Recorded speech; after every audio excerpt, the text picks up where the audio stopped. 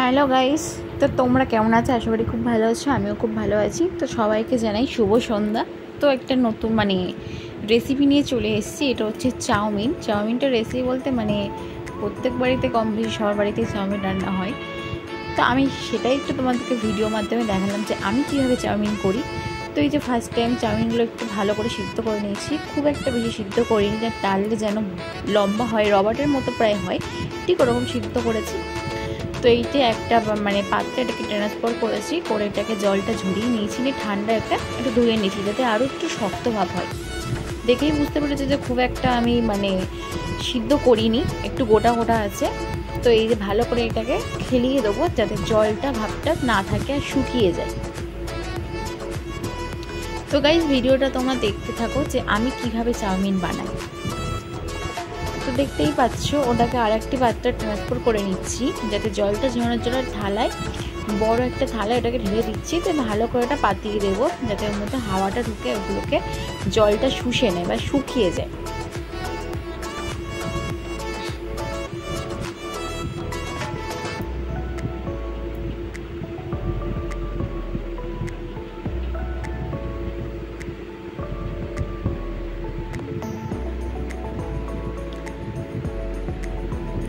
তো দেখতেই পাচ্ছ যে আমার সব চাউমিনগুলো সব একটি পাত্রে রাখা হয়ে গেছে। তো এর মধ্যে একটু সর্ষের তেল ভালো করে মাখিয়ে নেব। সর্ষের তেলটা দিলে কি এটা আর একটু শক্ত শক্ত ভাবটা আসে আর আঠালো ভাবটা থাকে না। অনেক সময় চাউমিন আঠালো হয়ে যায়, সে আঠালো ভাবটা থাকে না। এই যে ভালো করে এটাকে তেল মাখিয়ে একটু রেখে দেবো এক সাইড করে। তো এখানে আমি দুটো ডিম ফাটিয়ে নিয়েছি, যেহেতু করবো এগ চাউমিন। তো যে ডিম ফাটিয়ে নিয়েছি, একটু নুন দিয়ে নিয়েছি। তো ভালো করে এটাকে গুলে গরম তেলের মধ্যে দিয়ে দেবো, এটা ভুজিয়া টাইপের করে নেব।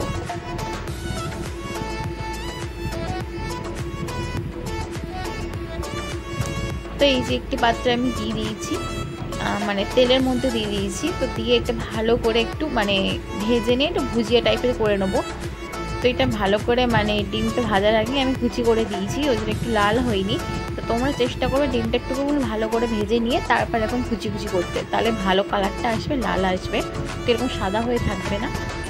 তো যে দেখতেই পাচ্ছ আমি ডিমটাকে এই যে ভুজিয়া করে নিয়েছি।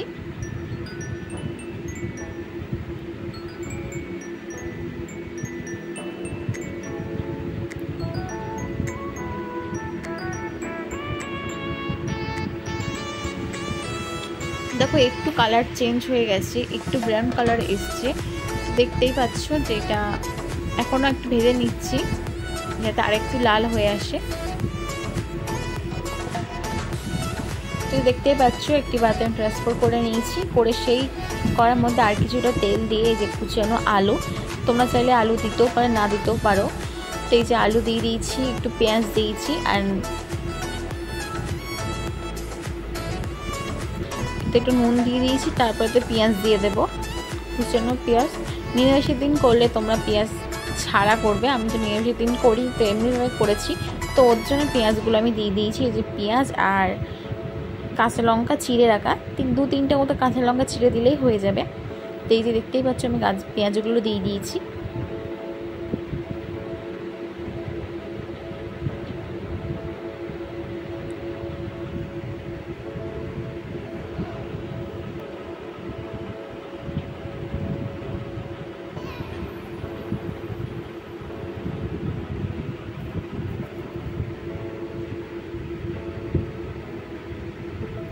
এই যে কাঁচা লঙ্কাগুলো দিয়ে দিলাম, চিড়ে রেখেছিলাম কাঁচা লঙ্কাগুলো, সেগুলো দিয়ে দেবো আলুর মধ্যে। তো ভালো করে একটু ভেজে নেবো এগুলো, হলুদটা একটু পরে দেবো।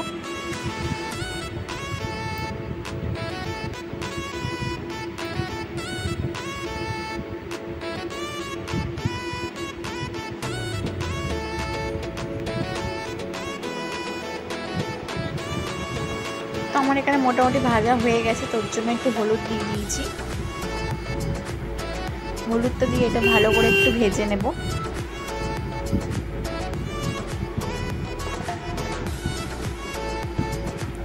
হলুদটা দিয়ে ভালো করে ভেজে নেবো যাতে গন্ধ ভাবটা কেটে যায়।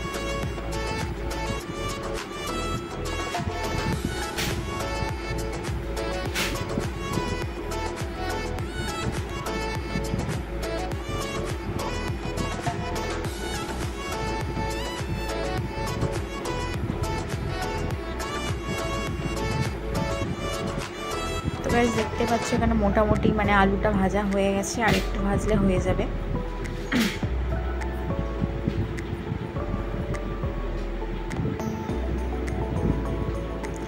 তো একটু আমি হলুদ দিয়েছিলাম, মানে আমার একটু হলুদ কম কম লাগছিলো, তো তাই একটুখানি হলুদ আমি ছিটিয়ে দিয়েছি এর ওপরে। আর একটু ভালো করে ভেজে নেবো যাতে গন্ধটা না থাকে। কিন্তু হলুদ কিন্তু চাউমিন আমি আর দেবো না, তাহলে চাউমিনটা ডেলা হয়েছে। যা হলুদ দিয়েছি এই যে আলুর মধ্যে, চাউমিনগুলো মানে এটা ঝরঝরে হয়ে গেছে, তো আমার ভাজাও হয়ে গেছে। তো এর মধ্যে চাউমিনগুলো দিয়ে দিচ্ছি। পাটে পাটে দিলে তাহলে সুবিধা হবে, তাহলে ভালোভাবে আলুগুলো তেলগুলো ভালোভাবে মানে লাগবে, আর কড়াইতে লেগে যাওয়ার ভাবটা কম থাকবে। তো এই শাশুড়ি মা এখানটা একটু দিচ্ছে, আর আমি এগুলো নেড়ে নেড়ে দিচ্ছি।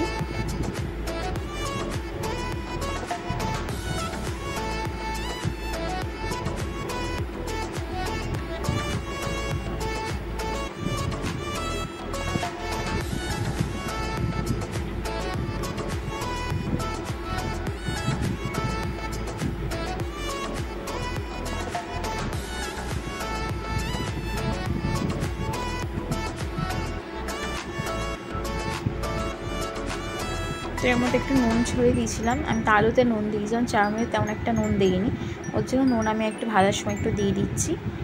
একটু ভালো করে একটু নেড়ে নেব।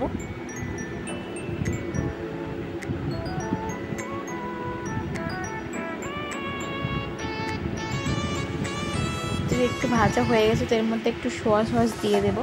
সসটা দিলে কি মানে কালারটা বেশ ভালো আসে।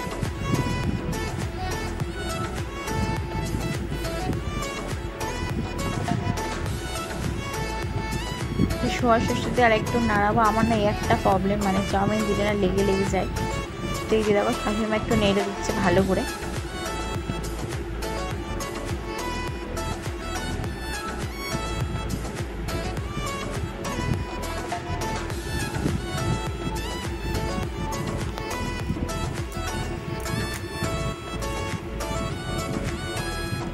তো দেখো ভালো করে আর একটু নেড়ে নিয়েছি, আর একটুখানি নেড়ে নেবো। দেখো আমার চাউমিন এখানটা মোটামুটি রেডি, মোটামুটি না পুরোপুরি রেডি হয়ে গেছে আমার চাউমিন।